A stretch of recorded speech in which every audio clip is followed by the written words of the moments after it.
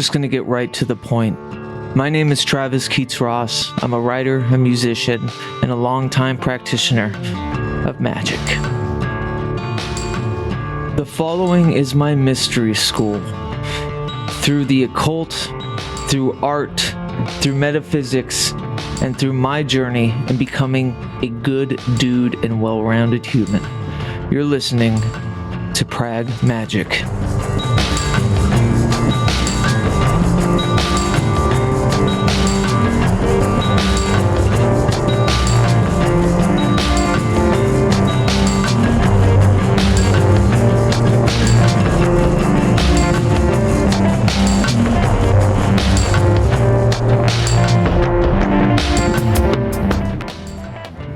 10 years ago, I was sort of a mad magician. I used it for nefarious means, and by nefarious I mean I used magic to, well, only generate what was good for me, or, well, what I wanted, not necessarily good. It's when I almost lost my life in those dark desert days, through my selfish magic, through my self-sabotage. I had a revelation.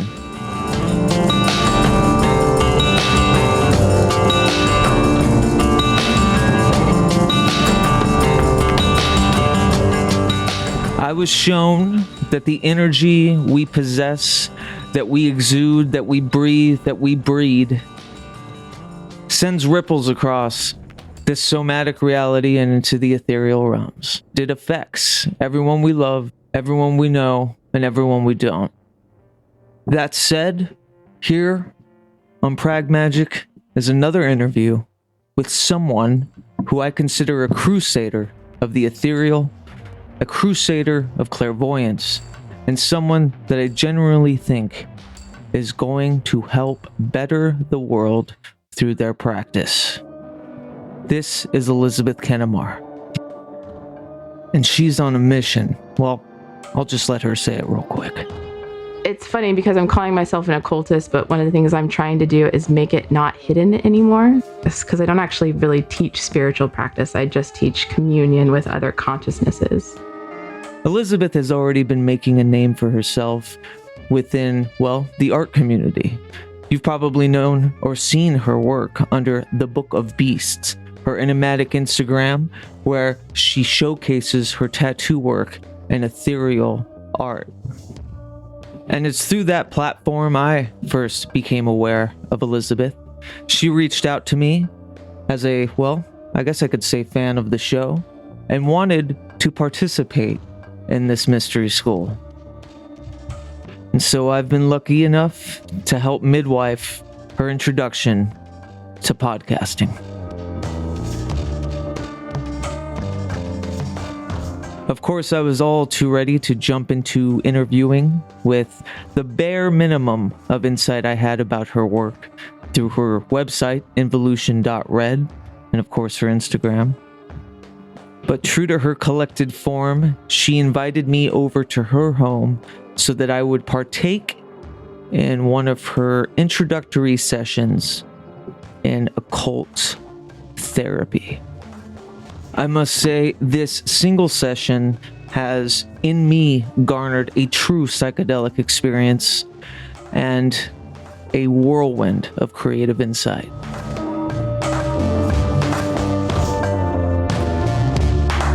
In the following interview, you'll hear us reference this session as it was a guided meditation through the 10 spheres of the Hermetic Tree of Life.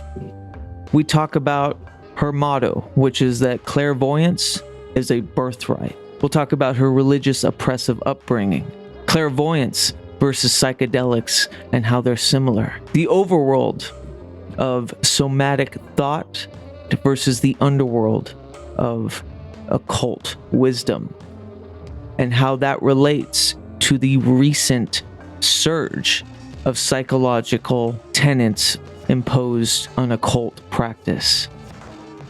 Elizabeth herself, a medium of sorts, getting her occult therapeutic practice from consorting with unseen beings, largely deities mythological gods, and other things that permeate in the human unconscious. From Medusa to Lucifer, Elizabeth channels them all. Our talk was recorded in my lovely living room with my dog Zorro and my cat Abound, so forgive the interruptions or edits. The following interview was edited down for time. There's a huge session that is being left for Patreon subscribers where you can listen to the full unedited hour and 20 or so minute session at patreon.com/WeTheHallowed.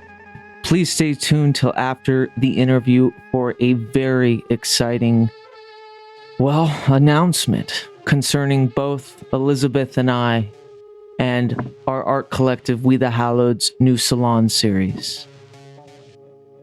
Without further ado, the Book of Beasts. Kitty? Hi. That's Kitty Kidder. Hi. Hi, what's your name? Starting to realize how much of a cat lady I've become. Oh, I love cats. They calm everything down. Yeah, she's the one I was telling you about that's totally a witch. She must be like 13 or 14. What's her name? Kitty Kidder. Hi, beautiful. Her real name was Asia. Hi, beautiful. She doesn't answer to that.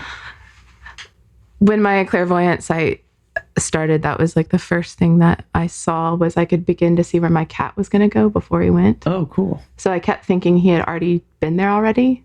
It was confusing for a moment. It was like, wait, he just came by there. What's happening? So what does that look like? In my head, it looks kind of like a reality tunnel. Like, have you ever seen Donnie Darko? Where it shows like the funnel right in front of them?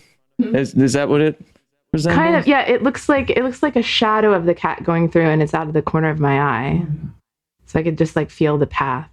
Very cool. But then that faded after a while. I don't see that now. I would have to practice to see that again. Well, I guess let's talk about that. What were the first symptoms when you were awakening, as it were? Oh God, I have to think about that. What is the first thing that happened when I was awakening? So the cat was the very first thing. Seeing him make a path before he went through it. And I started to hear a lot of things. My clairaudience was the first thing that turned on. So another side effect of that was beginning to hear people's thoughts, especially my partner's. Oh, really? So I didn't realize I was doing it at first. It took him a while to tell me that I was doing it. So he would ask a question in his head, and he said I just kept answering out loud. So that was another side effect, and that was extremely unpleasant. Most people's thoughts are not good to themselves.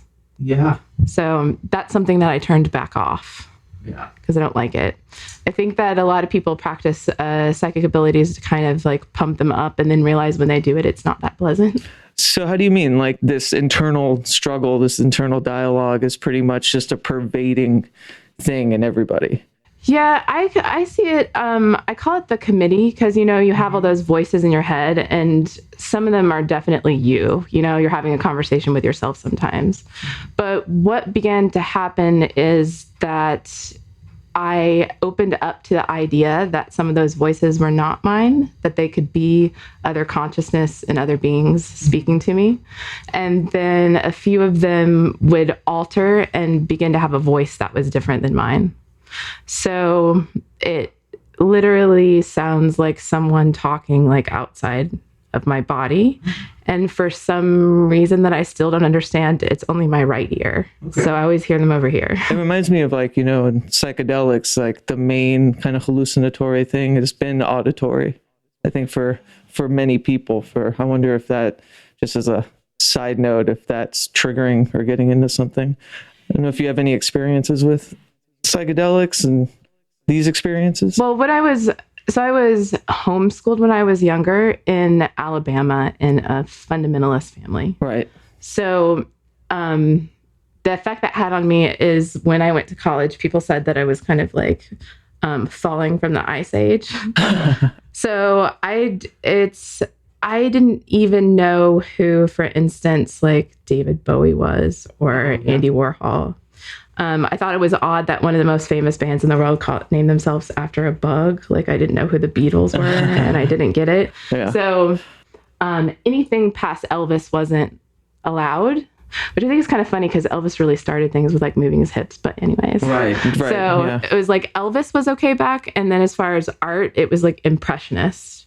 So they didn't really want me to look or see anything else. And all the history books that I were studying were written by Christian theologians. Right. So, I mean, we could have a big conversation if we're ever reading history correctly, right? Because history is written by the ones committee. Who win.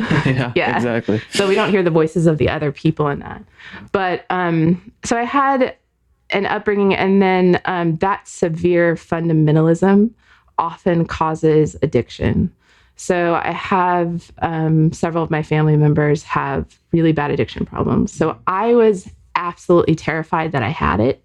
So I was terrified to touch anything. Right. And I thought, like, if I just stayed away from it, that was the safest position I could take. Yeah. And then when I was a teenager, I started reading a lot of Anais Nin and Henry Miller. And I still love them now. And I ended up reading, I'm not sure how I ended up reading this, that Anais Nin did an experiment with LSD, and she wrote afterwards that she had already had that experience before and didn't need it. Yeah. And I was like, that's me. I want that to be me. So that's kind of what I was asking. Later in life, when you had these experiences, have you found like the correlation is pretty spot on? So I did mushrooms for the first time this summer. Mm-hmm. And I was determined to open up my clairvoyant site before using anything. Yeah. So, and that took me a long time. I am not one of the people that had experiences when I was younger. Right. I had a complete, what I call a clairvoyant blackout. I didn't have any dreams when I started exercising, just nothing. And how old were you when you started? When I started practicing, I was 25. Okay. What happened to me is that I met my partner and his mother, and they kept talking about reincarnation and other subjects like that. Mm-hmm. And for a while I was like, where's this coming from? What are you talking about? And they were like, well, it's just the way it is, you know? And then eventually my partner was like, oh, you should just read Rudolf Steiner. Right. So we went over to dinner at his mom's house, and she had a library upstairs, and she said that if I could find any of the books, which she thought were too buried, because she's one of those people that has like layers of books on top of books. Oh yeah. You know? Oh yeah, I know that. She's a lover of reading. Yeah. So I went upstairs, and there's witnesses to this. Within less than 5 minutes, I had like 13 books. I had found 13 of them. It was just like, my hands were just like, it's under there, it's over there, it's over there. And I had this like stack. And I started reading like 400-page books in like a week. It was like I didn't even, you know, when you encounter one of those things that you didn't even know that you needed it that badly, that you were just starving for it. Yeah, I describe a lot of my experiences within this realm in that way. Yeah, where you just like encounter just it. Voracious, a hunger that was hitherto unknown. And it just like exists. So I did that for years. I just devoured everything in like every Steiner book I could get, Madame Blavatsky, Annie Besant, you know. So like very theosophical. Yeah, and the Anthroposophist. Right, Anthroposophist, yeah. So any of them, and I read them for ages, and their assumption is that everything within the universe exist and has laws. Right. So even if we don't understand what's happening yet, it doesn't mean that there aren't laws that govern it and we can't research and find it. Right. We just don't know those specific laws that govern it. Yeah. You know, we're not researching them right now. But so we used to. But, you know, that was a while ago. Yeah. And really, you could argue that the scientific method started with Buddhism. But so I was determined to like open up all those faculties on my own. Mm-hmm. And once I did, I was like, okay, now I'm going to experiment with psychedelics and see what this is like. And mushrooms is by far the most like the experiences that I have. I mean, that's kind of analogous to my assumption because, well, speaking of analogous, I used to call LSD and shrooms the digital and analog versions of the psychedelic experience. There's something about mushrooms that felt you were tapping into archaic rhythm. You can see a little bit, they like open up the veil of the mineral plane just a little bit, you know?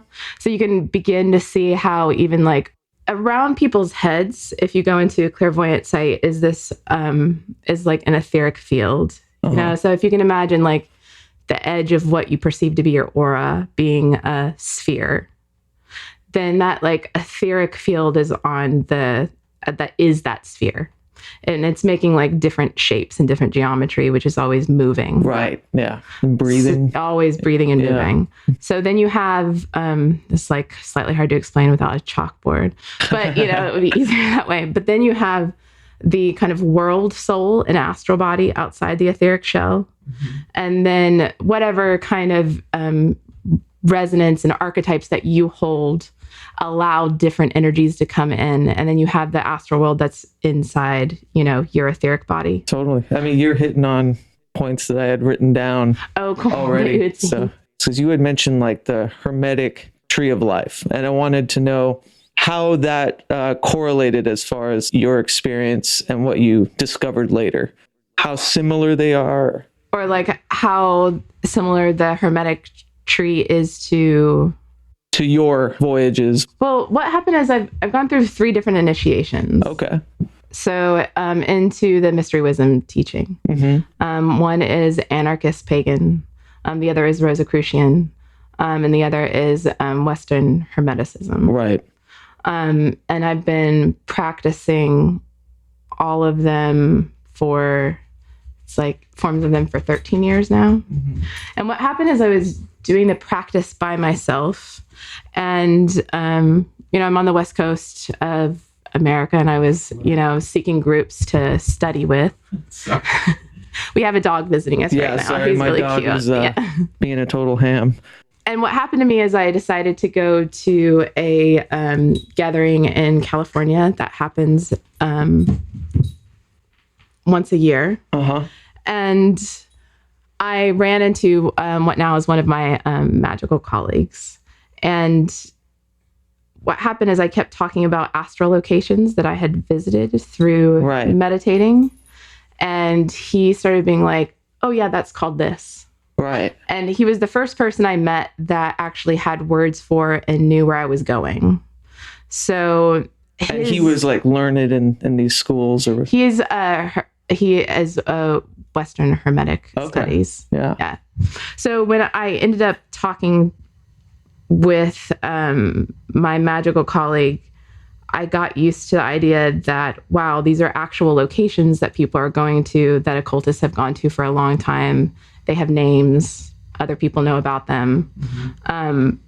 So that, I don't know if that's answering your question exactly. Yeah, basically. I mean, I went a weird roundabout way of asking it. When I did the guided meditation that you guided me through, you had mentioned that I was hitting textbook answers or imagery of each of the spheres. Yes. And so I was wondering, you're finding that you're hitting this kind of eternal archetypal. Yeah, the tree is working with the primal forms. Right. So it's allowing you to observe them separately so you can understand their energies. And, you know, the tree of life is pan-cultural. It's everywhere. Right, totally.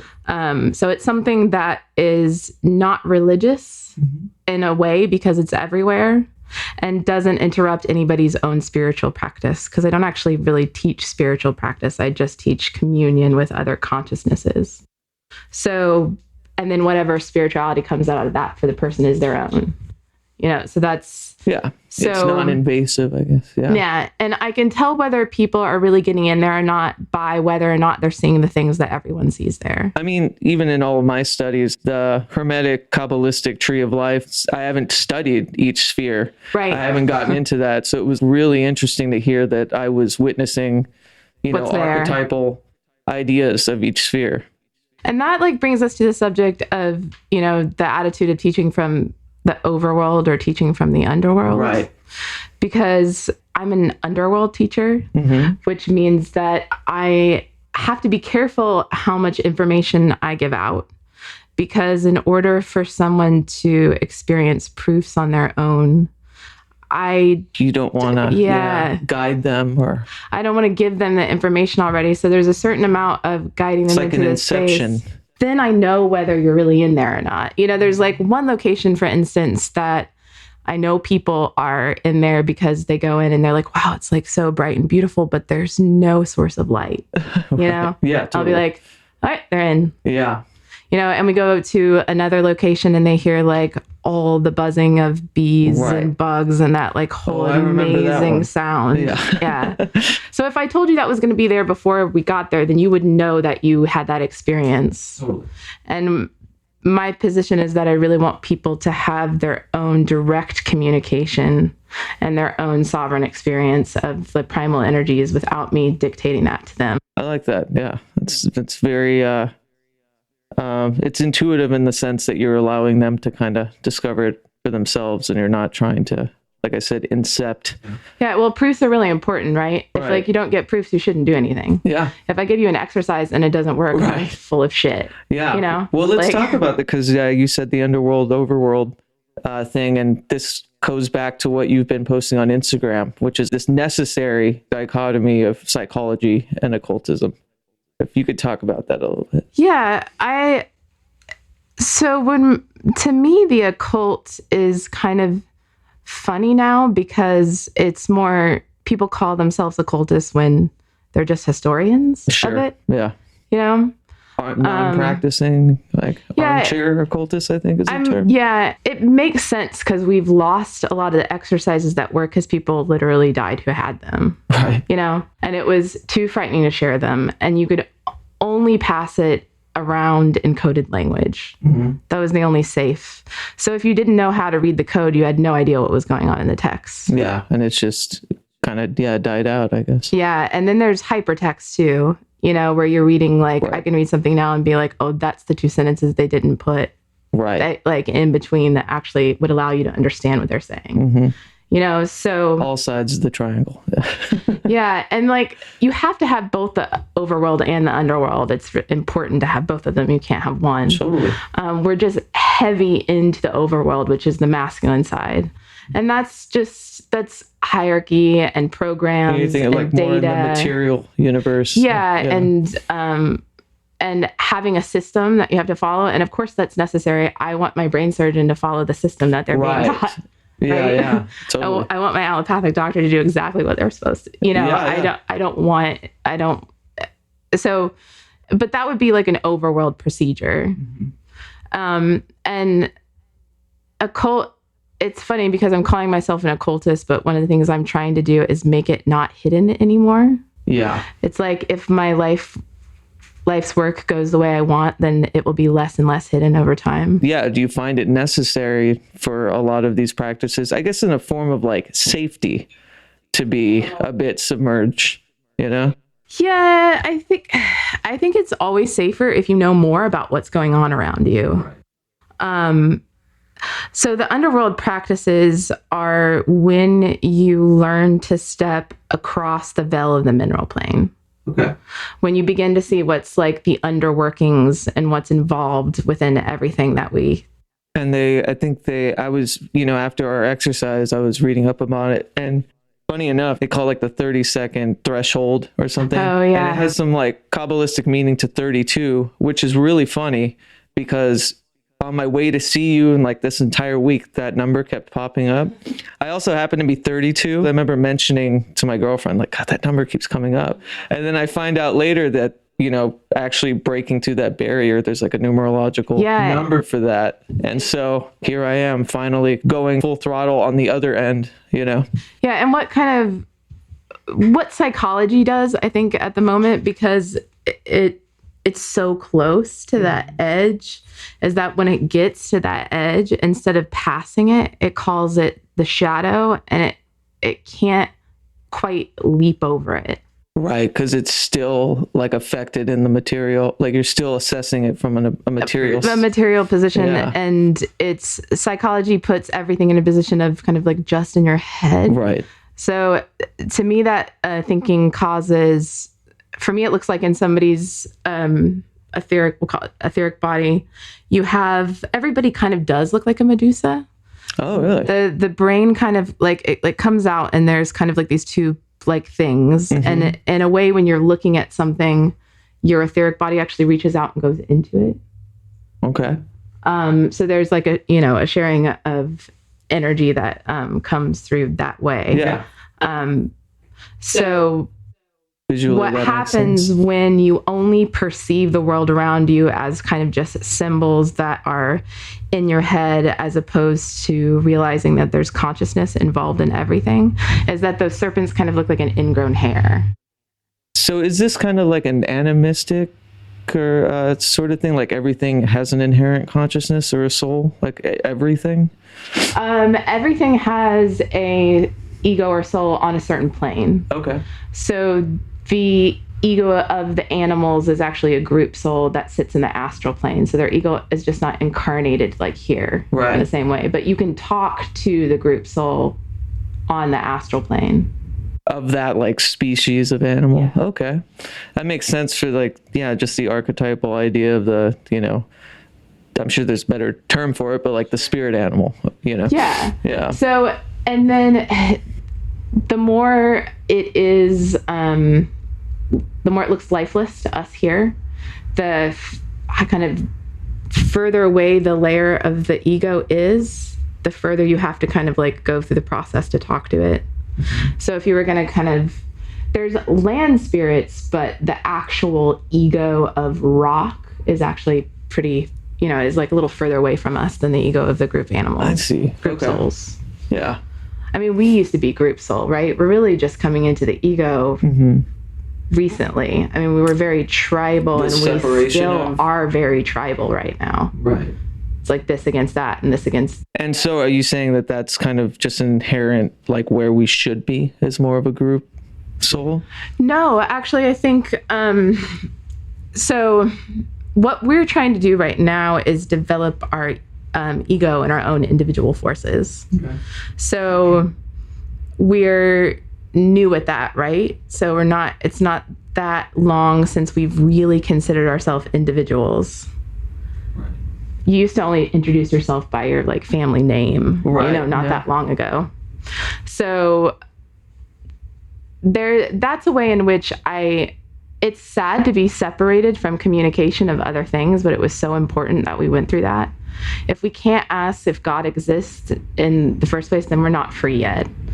So in order to become our own selves, we had to go through like a separation from the rest of the universal beings so that we could develop our own forces.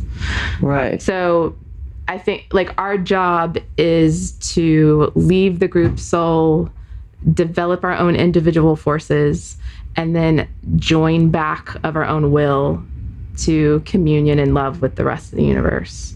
Yeah. But if we never have like our own forces, it's like we just take energy instead of generate it. Sure. It's kind of like the old adage, how can you love anybody else if you don't love yourself? Yes. Yeah. And you can't love other things if you don't know that you're an individual being. Okay. Yeah. But they do kind of like the beings that talk to me do kind of like tease us. It's like our ego is kind of at like a toddler age right now. Yeah. You know, and when I check in about it, it's kind of like the earth is our playpen until we figure it out.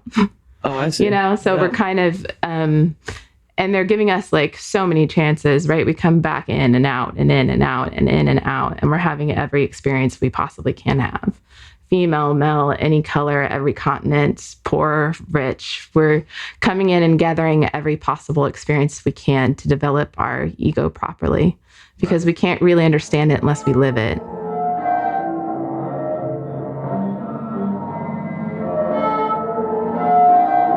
This here Pragmagick podcast is brought to you by Portland, Oregon's open source art religion and Pragmagick art collective, We the Hallowed. For more information, please visit wethehallowed.org or support these fine, pious individuals at patreon.com/wethehallowed. Remember, that's hallowed like saintly. HALLOWED.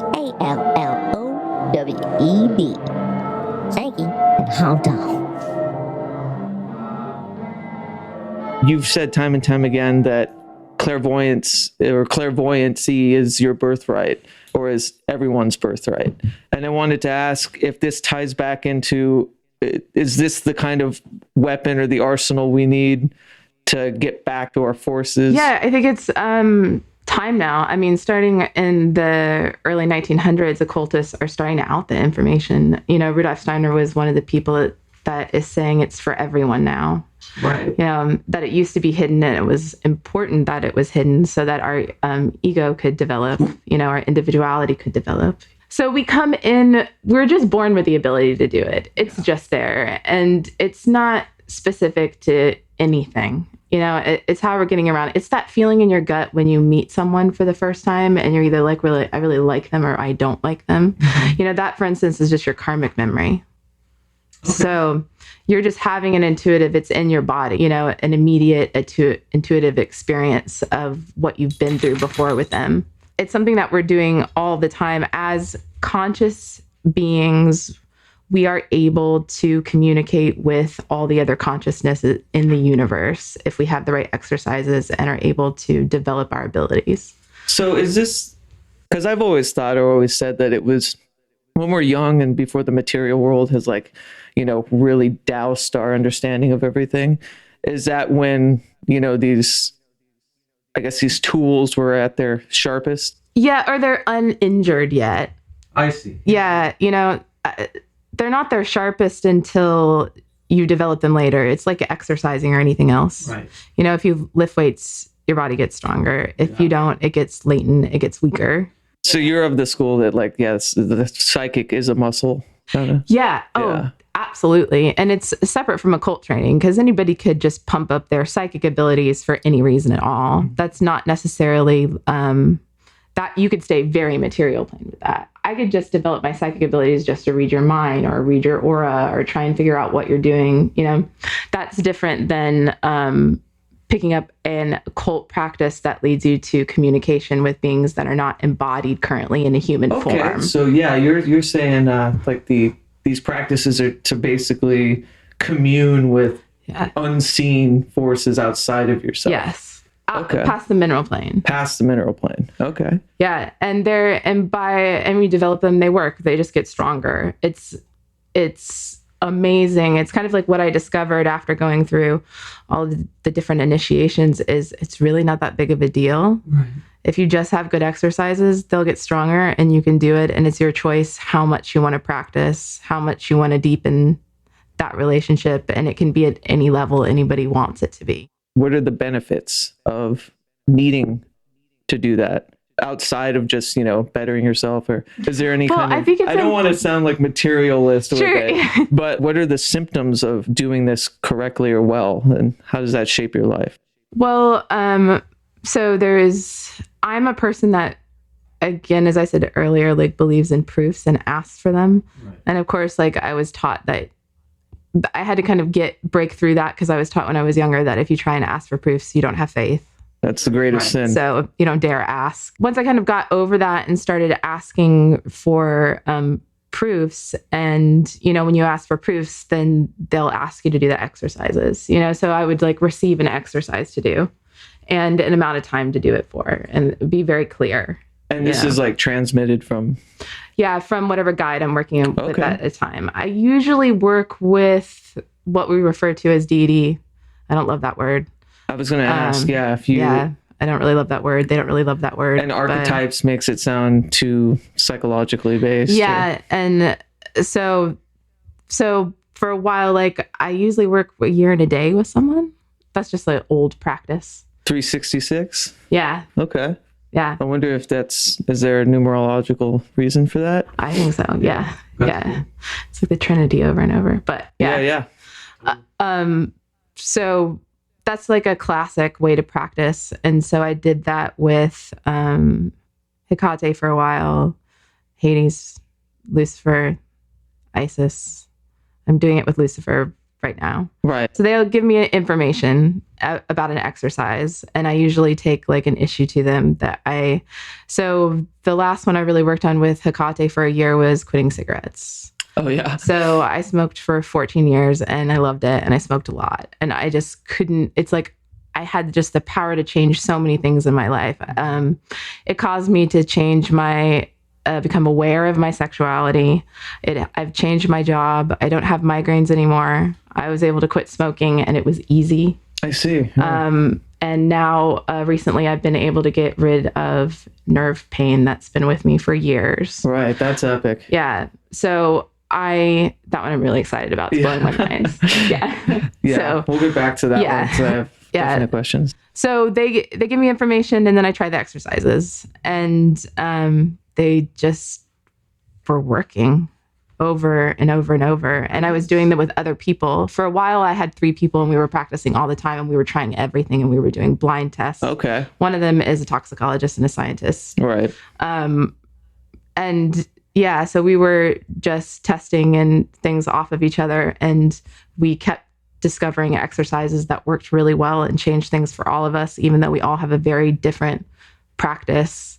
One of the people was a Chinese medical doctor, and she has basis in psychology, and then toxicologist. And then the other one is a musician, and I'm an artist. And one is into witchcraft, one is into hermeticism. You know, we're coming from different places. It's the Power Rangers of occultism.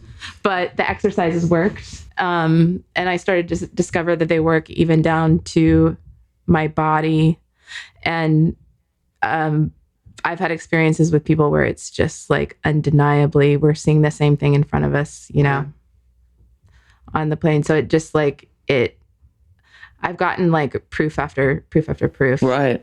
And that's how I do it. People work in different layers. Some people work with the ancestor realm. Oh yeah, I was going to ask about that. Some people work with the fairy realms. You know, everybody has a different pool. Yeah. You know? The other worlds are so diverse. The Karmic Pools? So, Karmic Pools is something else. That is specifically a place to go visit when you're trying to clear up karma. Okay. And this is like past life. Yeah. Okay. And it's not pleasant because if you have a problem and you think it's, it's karmic, then looking at it usually isn't great. It makes you feel it's strange to go through, but it clears it up and it allows you to understand the pattern that you continue to make. Because from another perspective, a life is just a day. And just like you may repeat an activity from day to day, you can end up repeating an activity from life to life. Okay. So going to the Karmic Pools allows you to look at patterns, become conscious of them, and remove them from your in and out of life. So Alan Moore talks about how the imagination is an actual realm. And so when I think about you working with these deities and these archetypes, to use words we don't want to use. Sure, yeah. I wonder if how much of that is involved in kind of the collective understanding of the deity, or what you've studied or learned about them, or are you seeing this kind of pure, unadulterated, outside force? Yeah, so all of those I think are happening at the same time. The imagination is, for me, a organ of perception. Okay. So it's tricky, right? Because it's like a digestive. Yeah, it's tricky because you're training your own consciousness as the tool of perception. Right. So you're attempting to arrive at a state where you can separate your thinking and your feeling and your willing from each other. Yeah. And you're trying to step out of feeling antipathy and sympathy for things, and back up into a seat of just observation. The imaginative plane is the way in which they begin to communicate in the beginning, because images there are the language that they're using. So the primal form is kind of behind still the images. Right, but they're kind of casting that image to help kind of you fathom, I guess. Yeah. Yeah, to help to understand. And there's so many layers of meditation. You can get into spaces where you just feel inside of them and you're not seeing anything and you're just experiencing the energy. Right. And that's kind of the purest form. Yeah, and that just simply feels amazing once you get there. That imaginative organ of clairvoyance has to be practiced for, I don't know how your experience was in doing the exercises, but it's approaching meditation is really hard. People, when they just say just meditate, it's what does that mean? I guess, yeah, because that's a loaded term. Like what like what do I do? Yeah, and I wouldn't necessarily call this a meditation. You know? What was your... It was just such a vivid, like a visceral, lucid dream, basically. And it has been since I've been employing that quote unquote meditation, which is hard not to consolidate all to a subconscious working through things. Sure. But it's corroborated by further research, stuff I did not know. Yep. One of the recent ones was being shown that the one path through the tree of life was not the only path. I was told, here's a backdoor to this and that and that. I had no idea. I thought you had to go in order, and then I find out later that that's a total, that's a real thing. Yeah. There are backdoors everywhere. Right. Yeah. And that was like my second one. So it made sense that it was like a sequential, okay, now you've been through it. I'm going to bring you through here and we're just going to, There's so many different ways to move around those forms. It's amazing. Yeah. I'm glad that you're seeing the backdoor. For a meditation that's supposed to be sequential and walk you through something, it has kind of transcended that. It's gone past that and into, here's the setup, but all bets are off now. But right. They're going to take you wherever they take you. Yeah, exactly. And like the more I learn, study about Hecate, or the more I study about Hermetic Tree of Life, it's all corroborated. And it's stuff that I wouldn't have normally known. Right. Yeah. But you do. But I do. And like, that's the thing. Am I tapping into this retention that was submerged for too long? Finally, like unlocking stuff? Or is this an actual pathway outside of myself or my consciousness? I think it's like, I wish I could study quantum physics. Right. Because we're talking about quantum consciousness. Yeah, right? I guess we are. Right? Yeah. Yeah. Because then you're talking about both taking the journey and being everywhere at one time. Right. Which is a feeling that you experience when you go over there and is true. I mean, we're in linear time right now, but that's one time. Yeah. Time is actually just as diverse as everything else. So from our experience, there's a beginning and an end, and all these other things are like happening, but really we're just in linear time. Linear time makes it hard to perceive outside of taking kind of the mythic journey, through the life. Yeah, I would say both of those things are happening. Yeah, I guess I could see that. I think that brings me back to the question of, is it through these types of visions that you're receiving or being transmitted these meditation or these tools? Yes. And how is it that you kind of refine them, or are you writing them down? I write constantly. Yeah.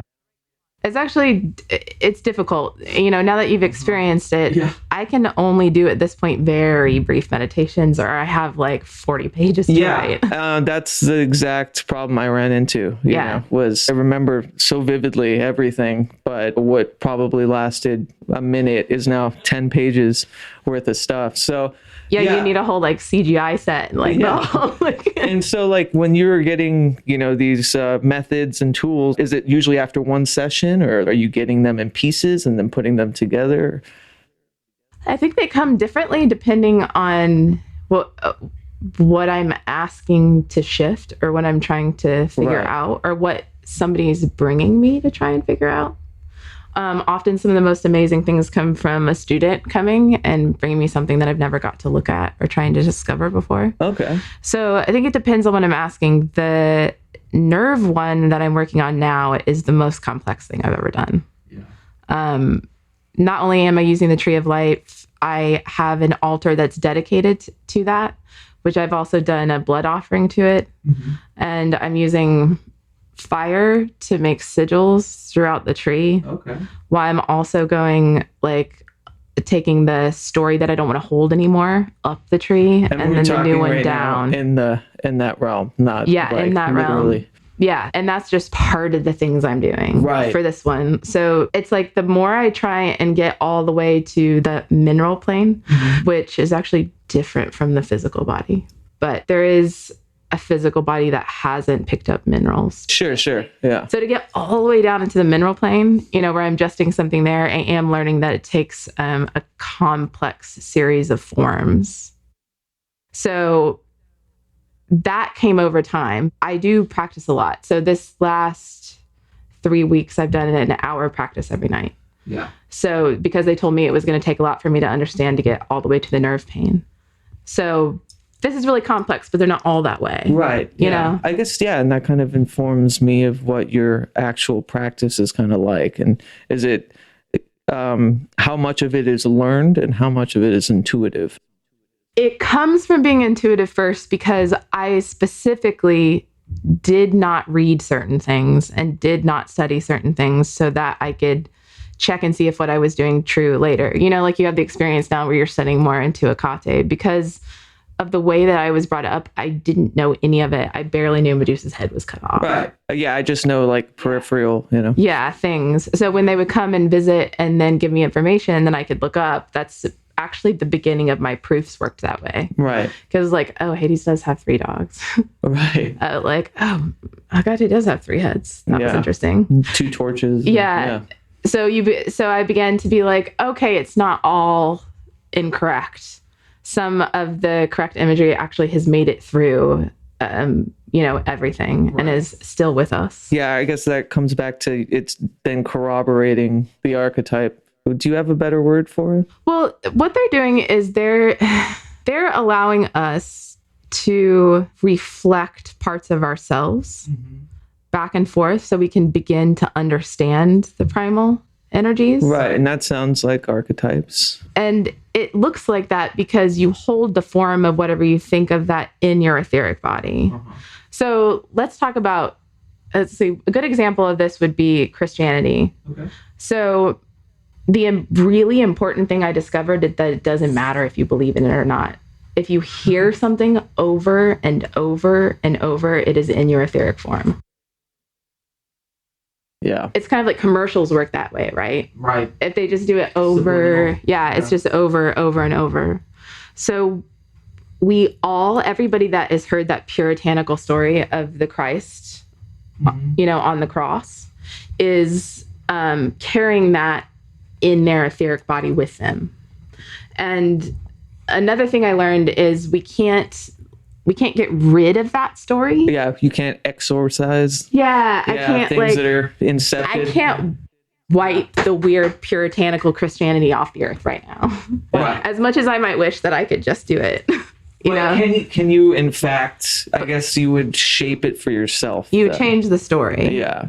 So because I was brought up with that, and we're talking like I was taking to church like 3 times a week. I memorized 1,600 Bible verses. I was on national Bible debate teams. Yeah. It's brainwashing. I didn't even have proper textbooks, right? So it's crazy, So my body, I'm learning, is that what we call fibromyalgia right now is actually because my etheric body is holding those templates that are lies, that are like not true about the Christ energy, which is completely different than we, get shown it right now. It's like the consciousness, the Christ consciousness. Yeah, the Christ consciousness. That when I shift my understanding of the Christ consciousness, because that has gone all the way into causing pain into my body, that the nerve pain goes away. I see. Yeah. So I'm taking stories that are warped, that are not good, and then that are lies, basically. And then I'm not getting rid of the beings. I'm meeting them, encountering them, and listening to what they have to say about themselves and what happened. And then that adjusts in my etheric form. So whatever energy that was coming in from the astral outer that was able to make it in through that etheric shell to my body is no longer able to come in. Right. Because I changed the shape. You're wearing it like in the somatic. Yes. Yeah. And your somatic self, it's you're showing the wear and tear, the weight of how harmful you find that. Because you were from just such a, biblical, inferno of knowledge and, like you said, brainwashing. I imagine that in your mind, those memories and those ideas are very brutal. But they look like violence to me on the other side. Like, even the etheric body will look like it's been cut into. Oof, yeah. It gets, and then like kind of that like serpent form that I was talking about earlier that's supposed to kind of just naturally like come out looks like bent back in on people. So I see a lot of kind of like inverted serpent energy and kind of like sliced etheric forms. And then there will also be sometimes too close to someone, too far away, not properly placed. So there's like a lot of injury to that. It actually really hurts us to carry around forms that aren't reflecting the truth of the universe. Yeah, it makes sense in the total. I hate to bring it back to psychology, but there's like, I feel like a need to, for me to fathom, Sure. that I'm finally hearing some more of the mystical side of Jungian psychology. Oh yeah, and Jung did get there in the end. And like, that's the whole thing, like repressed memories and bad, memories are totally going to show up in the somatic reality. And so you figured out through your practice and through your communications that you can actually clear, that sounds like a Scientology term, but to kind of, rectify. Reconstruct my etheric body so that only the energy that I want to come in gets to come in. Okay. So, and that's also, getting rid of that. It's using your God goddess force, because the tree is a creation form. So I'm uncreating the story that I was given and then recreating a new one. Right. Yeah. So I was walked backwards through the Christian story to do that. Right. So I started at the cross, and then Lucifer walked me back through each thing. The sphere, the vinegar, the thorns, just kept walking back till I got all the way back to the garden. Walk back, walk back. Well, they do say the devil knows the Bible better than the back of his hand or your hand. We're looping around, but when did these beings start to like really make themselves known to you? I went to a mystery school here in Portland. Oh yeah. And so I was practicing by myself for a long time, and I was practicing with elders, and basically they were helping me understand Steiner. And I came to find out later that they had created book groups just for me, because I needed it so badly. They were just like, we just have to, she just needs this. Oh, that's cool. I was working with them and doing that, and I thought that I was going to stay within the Anthroposophical Society, but then it would be kind of a long story, but my partner and I ended up moving to Portland. I had just got accepted to a psilocybin research program where you go into trance for 8 hours, and they fly in monks from around the world to take you into meditation. And I got the acceptance letter here. And I'm still sad about it. It's like, it's not the way I wanted to go, because I didn't want to open up with drugs, but that would have been an incredible experience. Yeah, totally. Just as so the universe was going to give me a school either way. Cool. Which was like cool, but I was like, thank you. So I ended up in Portland, and I went to tattoo school. I'm a tattoo artist. Right. I have a licensed studio here in Portland with my partner, who's also a tattoo artist. And the school only has 3 students at a time. So that's like, there's just like 3 of us, and one was like leaving, and there happened to be a day where the person that was supposed to be there to unlock was late. And the new person walks up to join the school, and it turns out that this woman had graduated with me and my partner the same year in Baltimore in 2005, but we had never known her. Oh, wow. So I'm meeting her for the first time here at a school. There's like only 3 of us. Right. She's the one that tells me about the mystery school, which was word of mouth. So I end up finding out from her that it exists and going to the mystery school. And so I spent 4 years with them, and it's just different when you have a teacher that's opened up their clairvoyant faculties around you. It just opens up so fast. You mean one that's already kind of experienced and learned it? Well, one of them had practiced for 30 years. Oh, right. So she's been doing it forever. So her trances just work. They're extremely powerful and extremely simple. Mm-hmm. She could just like kind of induce you into magic and put you in the underworld, and you were just immediately seeing. It's just amazing. She's just been doing it for so long. Right. So because I was finally practicing with people that were actually doing exercises that strengthen their clairvoyant organs and wake them up, it was just like, bam, it just like opened up, and they didn't realize at the time that I was overhearing things, and it was kind of overwhelming at first. Yeah. I had a list at some point where 40 distinct things were talking to me, and I could list them by name. You had mentioned to me before, it was like, them noticing someone can actually hear them. Yeah. And so they all rush. Yeah, it's like a light bulb going off in like a dark sea of nothingness. Right. It's and a sea of moths. Yeah. It's like everything is like, okay, oh, thank God someone can pick up the phone. Yeah. the beings in the universe are waiting for us to understand that it's better just to have communion and conversation with them than it is to perceive them as deity or something far away to worship in which we don't have communication with. Okay. You know, we've kind of left that. We just have like prayer now. It's like prayer is just going out. That's not like learning how to like receive information from the other side. Yeah. So, and we're just living in an age where that is changing. I mean, the people that are younger than us are phenomenally clairvoyant. That's what you were saying. You were saying open. Something about this next generation where you're feeling that they're going to be super. They're coming in, like the next generations are going to be more and more clairvoyant, just born with it. They're not going to have to, you know, think about like Crowley. He had to do rituals for how long? I know, yeah. Well, that's like, how long are the rituals had to be for them to be able to talk to something? Yeah. I mean, we're in a different age now. Yeah. We can just drop in. Totally. I wonder if the screens are what we think is stunting growth is actually kind of shielding us from the somatic. Yeah, it is. Yeah. Yeah, it's the assumption that everything is subjective and it can't be studied objectively is keeping us out of understanding any of it. Right.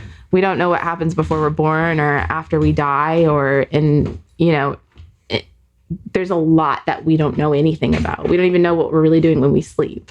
Right. You know? Someone was saying before that magic is like understanding the severity of brilliance of the mundane and how we're so apathetic to these universal mysteries that happen to us every day. Well, thank you so much, Elizabeth. This has been amazing. Thank you for having me. I am happy to meet someone who is sincere about interviewing occultists and allows us to speak and create like a safe container for a conversation. Yeah, I've been saying, this is my mystery school. I don't really have the ability for tuition in the material or ethereal. This has been just a way to cultivate artists and people I respect, dipping into those crazy ratitudes, as I call them. Yeah, and that's part of my mission is to like create, I'm going to be doing a YouTube channel where I lead trances. Yeah. That's going to start next year. That's I highly recommend that. Because it's just going to be, it's so much easier to do it if someone's helping you. It just is, Yeah. So I want to create, and I never had enough money. I mean, if you're an artist, you don't have enough money. That's like how that goes. Yeah, you're totally. Like, it's not what I live off of. You gotta like hunger to learn and not enough money to burn. I have bought that paint tube and ate ramen noodle, you know, and like been almost, a waif of nothingness to be able to make artwork. So I totally get coming from that place and not having enough income to do that. So, part of what I want to do is create things where maybe everybody just has to like donate $5 and I'm able to take them on a series of trances. And brings me to you have like a Patreon? I'm going to do that next. I've decided that one of the ways I'm going to use it, actually, I should probably say this now. If you are someone who has nerve pain in your body and you would like to do meditations that potentially move that, just shoot me an email so I know that you're out there. I want to collect from 30 to 50 people that are interested in doing that, and doing a series of meditations throughout a month. It will be fairly intense. We'll probably do 4 meditations a week. Okay. So if you're someone out there that hears that and thinks like, I'm that person, I have that nerve pain, I would like to use meditation to try and figure it out, email me at thebookofbeast@gmail.com. You can email me through my Instagram if you forget that title. I'll put all those links in the show description. Yeah, so just let me know you're out there and I will keep that information and contact you when it's time for that. And that's how I would use Patreon, Right, yeah. Something like that. And that way that gives me a chance to also research and see if it works and hopefully help some people. Not a disclaimer, but just to mention it's still in the experimental phase. Yeah. You're not saying you're going to fix nerve pain. It's no, it's just that I, as of right now, have experienced things that this stuff blows my mind right now. This is part of why I love doing it, because I am never bored. My mind is blown over and over and over again. It's like no exhausting. end. Sometimes I need a break. I'm just like, stop doing that. Yeah. So lately in my practice, because I've been working with Lucifer, I was telling you earlier, he kind of dared me. You know, I was like, he's like, I can't get rid of your nerve pain. I can't help you with that. And I was like, well, prove it. Like, I need proof. So you want to see how that reflects? Yeah. So I've been doing it for a while, and I have gotten rid of nerve pain in my body that I thought impossible to get rid of. Yeah. So it's something that, and it has to do with the tree of life, and it has to do with getting rid of some of those stories. So like going up, getting rid of it, bringing in the new one, you know, back down. So I don't know if it works for other people in that way, but the reason that I'm asking for it to be shown to me is so that it does. So I'm going to expect that it could work for people. And totally. But I'm still developing it. But if you're just if you just had that feeling, you're like, yes, that's me, send me an email. Very cool. Well, yeah, I think that's perfect to leave it on. Yeah. Thanks again. Thanks so much.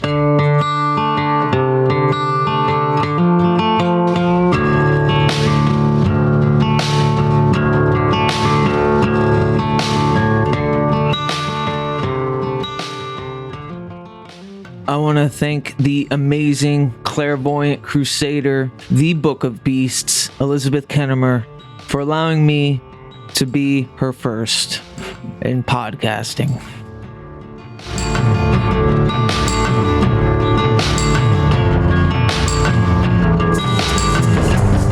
In the show notes, you'll find her email, her website, all of her contact information, and I emphasize this.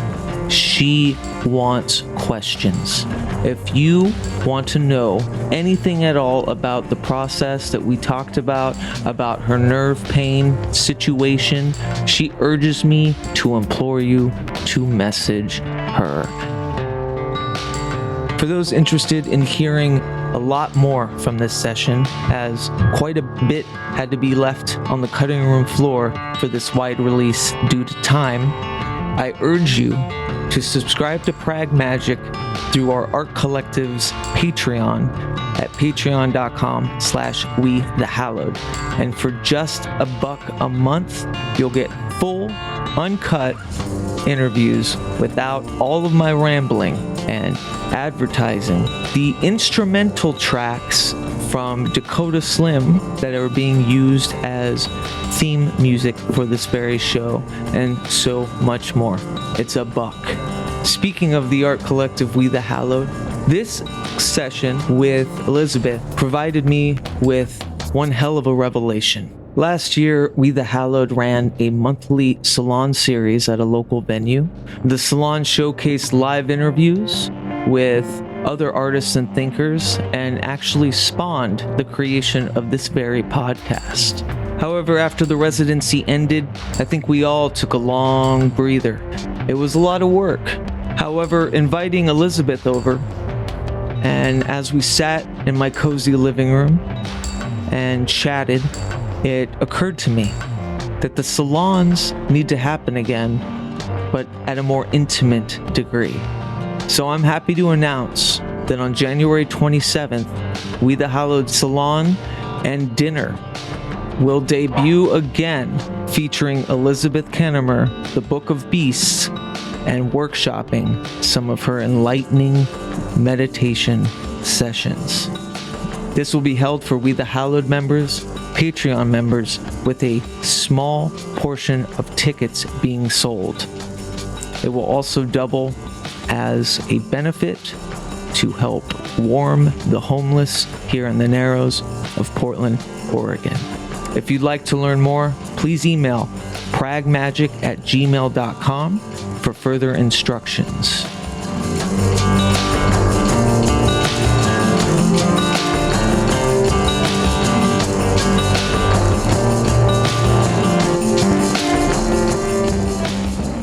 And as always, as we say in We the Hallowed, that the only way to live forever is to haunt on through ideas and through art.